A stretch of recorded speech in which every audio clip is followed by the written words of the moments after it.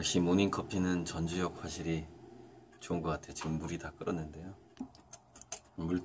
드립커피 물 떨어지는 소리. 네.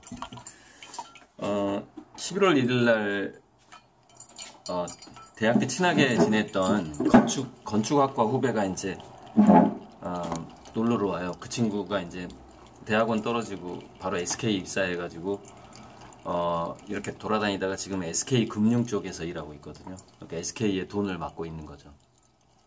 근데 그 친구가 결혼한 그 아내가 원래 이제 제가 사귀려고 이렇게 마음을 먹고 있다가 그 당시에는 8살 차이가 너무 크니까 이제 그 후배는 4살, 저보다 4살 아래니까 이제 그 결혼한 그 아내랑 4살 차이. 근데 제가 그냥 소개시켜줬죠. 그러니까 그 당시 그 여자의 그 좀 마음을 좀 읽었고 이 친구도 여자친구가 필요했고 소개했는데 둘이 이제 결혼을 했죠. 그 이후에 이제 이제 그 아내가 왜 내가 싫으냐 그랬더니 가난해서 싫다 뭐 이런 얘기를 이런 충격적인 얘기를 했던 그 여자분인데 잠시만요. 그 얘기를 처음에 들었을 때 저는 이해를 못했는데 가난한 사람을 싫어하는 것이 여성의 본능이라는 걸 알고 나서는 그런 모든 과거의 그 멘트라든가 저를 떠났던 여인들이라든가 이게 다 용서가 되더라고요. 그 본능이니까. 지금 무슨 얘기를 하려고 그랬더라? 잠시만. 그 이제 건축학과 나온 친구가 11월 1일 날 저랑 이제 그 친구가 이제 저랑 대학 다닐 때 소원이 하나 있었는데 제 작업실을 한번 설계해서 지어주고 싶다 이런 소원이 있었거든요. 건축학과니까.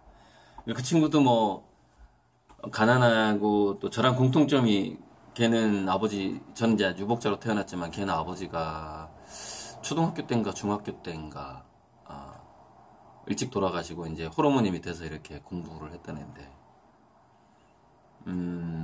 이제 그런 좀 공통점도 있고 걔는 대구인데도 이제 저랑 좀 친했는데 저는 이상하게 좀 대학교 다닐 때부터 경상도 출신들하고 친했어요. 그러니까 제 고향 출신들은 제가 이렇게 저랑 잘 안 맞아요. 그리고 오히려 마산, 대구 이쪽, 부산 이쪽 경상도에서 올라온 선후배들이 더 친했던 것 같고 드물게 이제 경기도나 서울 친구들이 있었고 고등학교 때도 단짝이 경상도애였고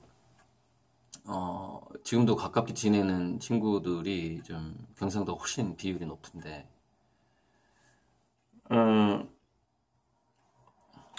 그래서 그 친구도 이제 SK에 갈 때도 늘 저랑 얘기했던 게 저는 이제 화가의 꿈이고 얘는 건축가의 꿈이 있는데 이제 둘 다 집안이 가난하다 보니까 이제 먹고 살기 위해서 뭔가 다른 일을 해야만 하는 그 상황인 거죠. 그래서 저는 미술 교습소를 차렸고 그 친구는 대학원에 이제 SK에 입사를 하고 이렇게 된 거죠.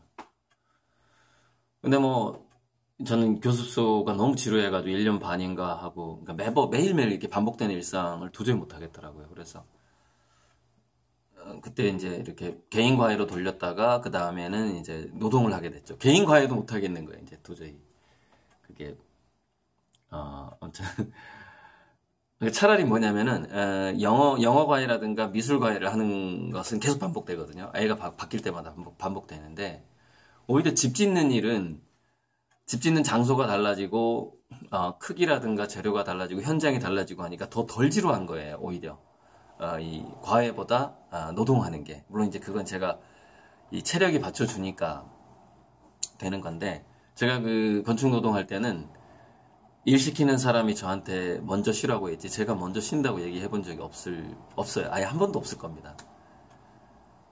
쉬지 않고 하는 게 제 특징이에요. 그러니까 일을 그냥 한 3시간 동안 쉬지 않고 하니까 그 관리 감독하는 사람이 보다 못해서 저한테 쉬라고 하는 그런 스타일이었죠. 그렇게 이제 열심히 살았는데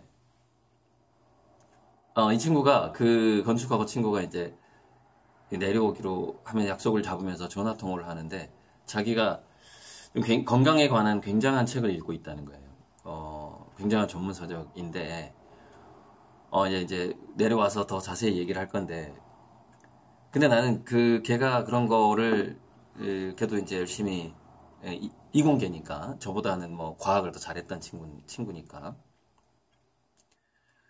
몇 마디 얘기하는데 딱 설득력이 딱 오는 거예요. 그게 뭐였냐면은 뭐 잘 먹고 뭐 운동하고 우리가 이제 건강을 위한 비법들이 있잖아요. 보약이라든가 소식이라든가 운동 뭐 여러 가지가 있는데 그 친구가 읽고 있는 책에서 주장하는 게 잠을 충분히 자는 것이 가장 몸에 좋다라는 이야기를 그 책에서 하고 있다는 거예요. 그래서 제가 저한테 이제 그 책에서 주장하는 게 잠을 줄여서 뭔가 활동을 하게 되면 나중에 그 후폭풍이 온다. 그만큼. 그러니까 자기가 매일매일 충분히 그 잠을 자지 못하는 것에 이제 독성이라거나 해야 될까요? 그게 쌓이다가 나중에 후폭풍이 온다. 이 얘기를 하는 거예요. 그래서 저한테 형 잠을 충분히 자라고 이렇게 전화로 어젠가 그젠가 얘기를 해주는 거예요. 그래서 설득력이 있는 거예요.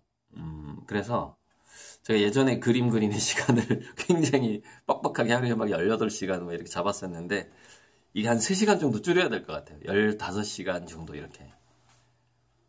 그렇구나. 잠을 충분히 자야 되는 거야. 이게 왜냐면 저 같은 경우에는 이제 직업상 화가는 오래 살수록 나중에 자기가 할 수 있는 일이 많아지잖아요. 이제 그림값도 올라가고 대략 70대가 돼야만 저 같은 경우에는 65세경에 이제 한 15년 후쯤에는 뭐 굉장한 어떤 일을 할 만한 그런 상황이 되겠지만은 70 넘으면 더 좋은 거고 80 넘으면 더 좋은 거고 이런 거잖아요. 그러니까는 좀 조절을 좀 해야 되겠다. 잠을 좀 더 자야 되겠다 생각을 하고 어제하고 오늘은 좀 많이 잤거든요. 근데 그 책 이야기는 이제 그 친구 만나서 좀 더 제가 자세하게 한 다음에 다시 한번 올릴 거예요. 그 잠의 중요성. 근데 아마 이 말만 듣고 그러니까 왜냐면 잠의 본질이 뭐냐면 아시다시피 그 세포의 원상 회복이 잠의 본질이거든요.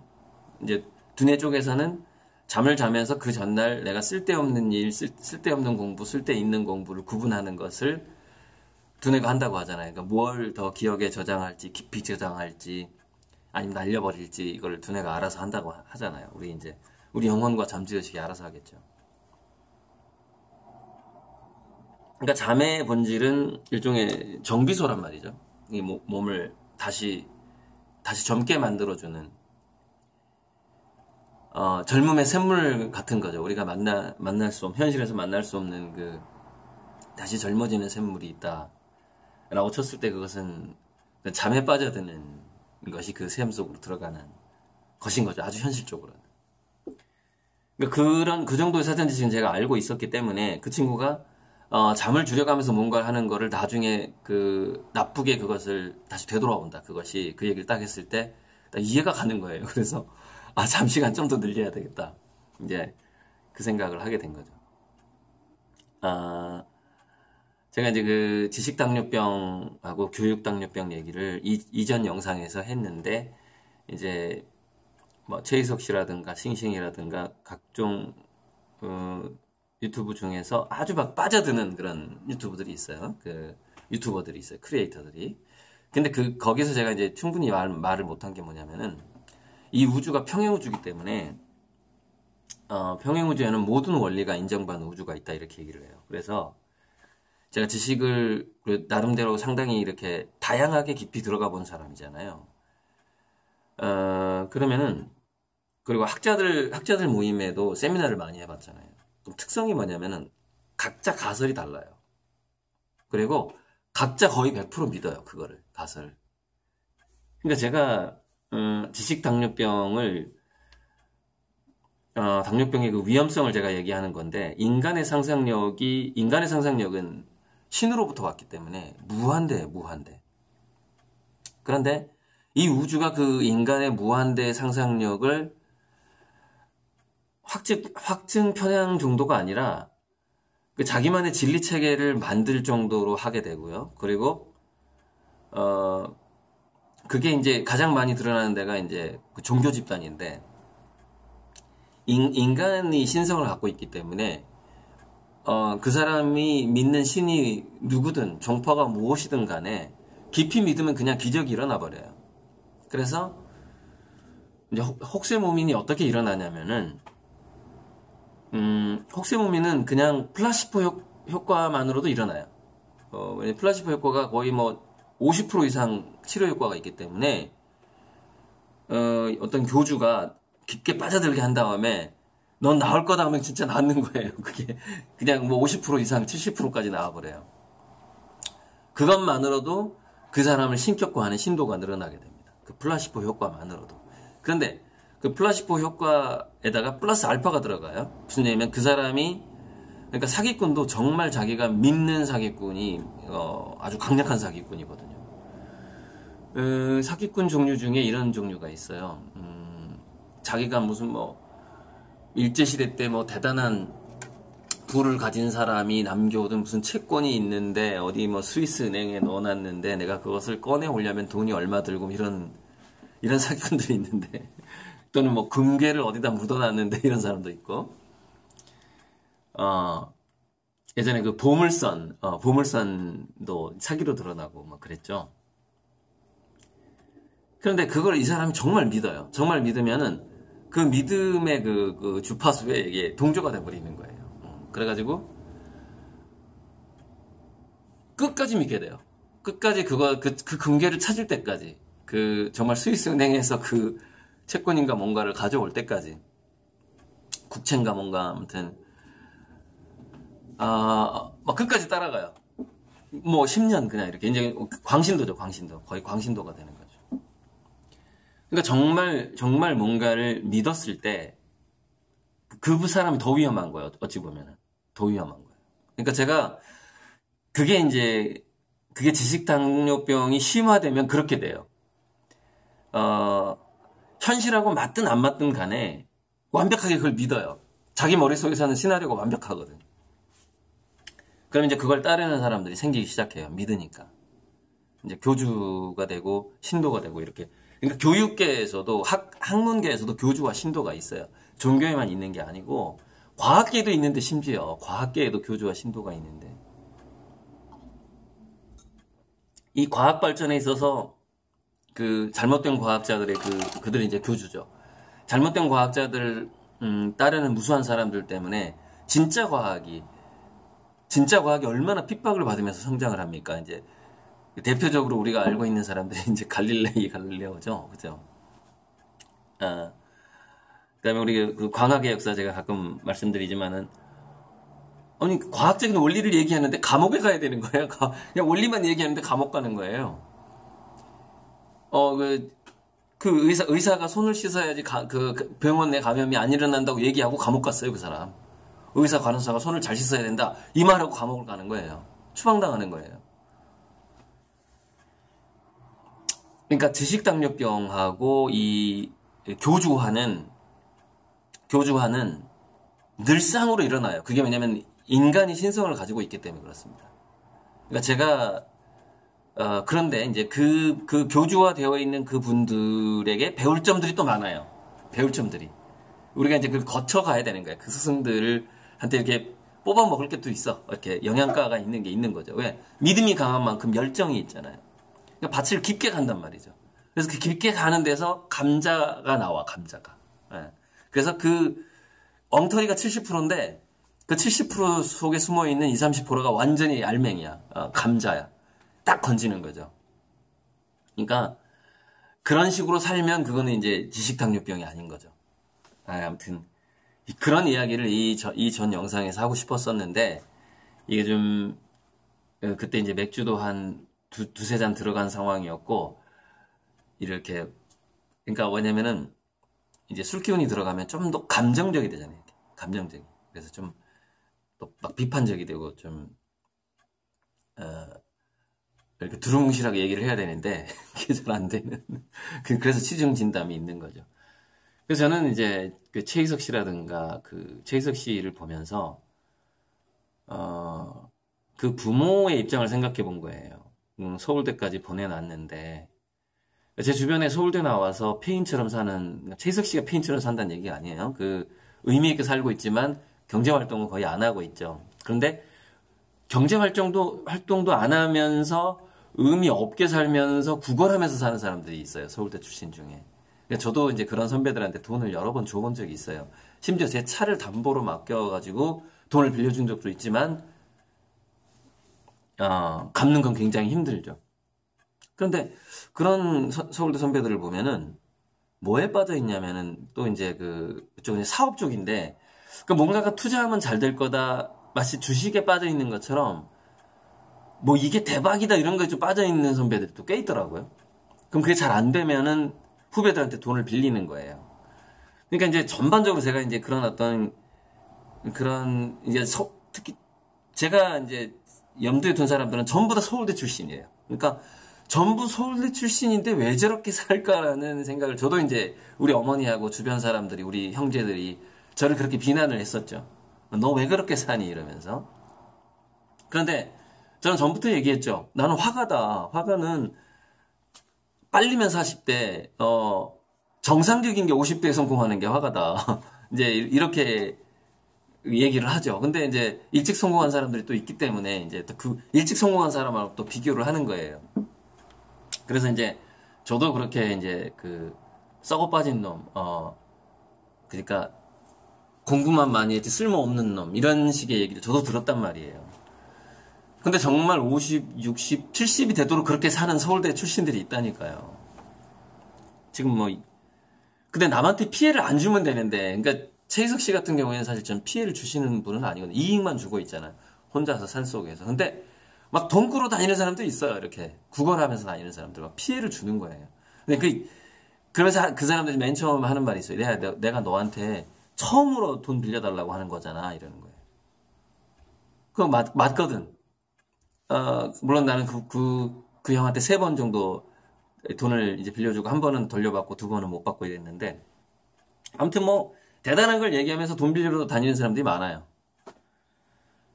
근데 그분들한테 그냥 노동을 하지 이런 얘기도 못 하겠고, 왜냐면 그 자기 사업이 막 성공할 거라고 막 믿고 있는데 그 사업에 지금 정신이 빠져 있는데 노동 현장에 가서 집을 짓겠어요? 저는 그냥 집을 지으면서 그림을 그리면서 이렇게 했죠. 왜냐면 어차피 나는 늦게 성공할 거니까. 아니, 아무튼 그런 감정들이 제가 이제 어제 무슨 일이 있었냐면 또 한 사람이 저한테 200만 원을 빌려달라고 한 거예요. 어제 그 영상을 찍기 전에. 그 스트레스를 좀 받았어요, 어제. 그 양반도 지금 60이 다 된 양반이에요. 200만 원을 빌려달라고. 그래서 제가 그분한테 그렇게 얘기했어요. 형님, 제가 과거에 제가 정말로요, 연 18%짜리 이자를 빌려서 돈을 빌려준 적이 있어요. 거의 1,000만 원 넘게. 여러 곳에, 이렇게. 힘들다고 해서 하도. 그럼 내가 뭐 돈 벌어 나는 과외해서, 노동해서, 그걸 갚을 수 있다라고 생각을 한 거죠. 빌려주자, 그러면서. 저런데 여러 번 얘기했어요. 그래서 그 18% 이자가 그때 800이었는데, 그 800을 갚는데 2,000만 원 넘게 들었어요. 원금 800에다가 이자가 1,200이 나가더라고. 거의 한 9년 만에 10년 만에 갚았는데 제가 노동해서 갚았어요. 제가 그런 식으로 소액, 그러니까 이제 200만 원 미만, 300만 원 미만이 소액이잖아요. 예, 뭐 20만 원, 30만 원, 만 원, 2만 원, 5만 원. 소액의 특성이 있더라고. 소액을 빌려주는 게 특성이 90%가 안 갚아요. 물론 제가 호구로 보여서 그런지 몰라도 정말 안 갚아요, 소액은. 그러니까 무슨 뭐 법적으로 담보 대출을 하고, 이게 담보 대출하면 이제 고액을 올라가잖아요. 그런 거는 이제 이후에 어떤 조치가 들어가고. 근데 소액은 뭐냐면 소송도 못 하잖아요. 왜냐면 소송비가 2, 300이니까. 그래서 소송비보다 낮은 걸 소액이라고 하는 거예요. 그러니까 다 포기한단 말이에요, 사람들이. 근데 그거 다 알아, 또 사람들이. 그래서 여러 사람한테 2, 300씩만 빌리는 거예요, 이렇게. 그렇게 해서 자기는 막 몇 억을 만드는 사람들이 있죠. 마치 개돈 모아서 나르는 것처럼. 그러니까 어제도 200만 원 빌려달라는 얘기가 나왔는데 제가 그분한테 그랬어요. 제가 여기저기 정말 매달 200 넘게 후원하기도 하는데 내가 그렇게 돈은 쓸 수 있지만 이런 식으로 내가 빌려줄 수는 없다. 왜냐면은 과거에 너무 트라우마에 시달렸기 때문에 빌려준 순간 내가 그림이 안 돼버린다. 감정이 내가 피해를 입어버리니까. 근데 제가 이렇게 고대사 연구하는 분들한테 제가 이병헌 선생님한테도 재료비 사고 좀 남으면은 후원금을 제가 드렸단 말이죠. 지금 평균 한 달에 50만 원 정도 지금 가고 있다고 봐야 되는데 좀 모아서 드리니까. 이병헌 선생님 한 말이 너무 가슴이 아팠어요. 10년 만에 처음이래, 10년 만에. 자기가 고대사 강의를 10년 동안 했는데, 자기네 자기 집 팔아가지고, 이제 그분이 중국 이렇게 돌아다니면서, 몇 억을 날렸대요. 그 답사비로. 그래서 그렇게 해서 공부한 것들을 무료로 이제 강의를 하시거든요. 제가 이제 그 밑에서 한 5년인가 배웠나요? 그래서 10년 동안 이렇게 했는데, 선생님한테 잘 배웠습니다라고 돈을 준 사람이 제가 처음이라는 거예요. 너무 가슴이 아팠어요. 정말로. 아니, 그동안 그 밑에 은행가도 있었고, 저랑 같이 공부했던 사람 중에 괜찮은 직장인들 많았단 말이에요. 그리고 선생님이 월급 안 받고 공짜로 가르쳐 주는 거 다 알고 있잖아요. 그런데 후원금을 준 사람이 없다는 거예요. 전 그게 너무 가슴이 아프더라고. 그러니까 그런 식으로 내가 돈을 쓸 수 있어. 그런데 내가 과거에 정말 내가 빚을 내서, 지금도 사실 빚이다. 나 이 후원가들, 제 그림 빚을 지고 지금 들어온 돈이다, 이게. 근데 빚을 내서 또 빚을 주는 꼴이 된다. 내가 의미 있게 쓴다면 그분들도 이해를 하겠지만은, 제 그림 산 사람들도, 뭐 이렇게는 더 이상 나는 이제 하기 싫다. 과거에 정말 내 차담보로 돈도 빌려줘가면서 굉장히 많은 사람들 내가 경험을 했다. 그러니까 돈은 내가 쓰는 걸 좋아하는 사람이긴 하지만 진짜 의미 있게 그 방법을 골라가면서 쓰고 싶다. 이렇게 하면서 결정적으로 그 형이 이제 포기하게 만든 게 뭐냐면은 내가 그 형님한테 200을 빌려주면 내 그림이 안 된다. 나는 200을 빌려주고 수백억의 피해를 볼 수가 있다. 이런 식으로 이제 제가 거절을 했습니다. 그러니까 앞으로도 좀 저번 달에 무슨 일이 이건 우리 가족사라서 아무튼 간단하게 얘기하자면 우리 어머니한테 전화가 왔어요. 네 형이 죽게 생겼다. 돈을 얼마 좀 융통해다오 이랬어요. 어머니가.